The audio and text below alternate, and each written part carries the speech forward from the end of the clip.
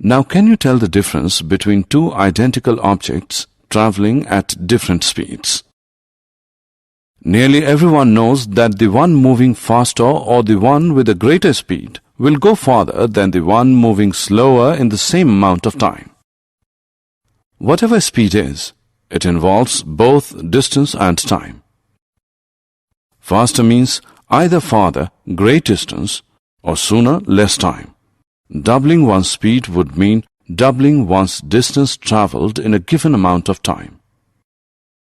Doubling one's speed would also mean halving the time required to travel a given distance.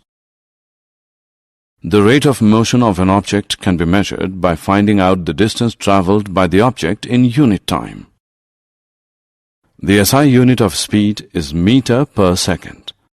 This is represented by this symbol.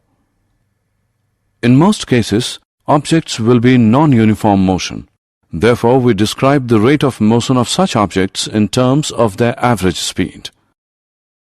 The average speed of an object is obtained by dividing the total distance traveled by the total time taken.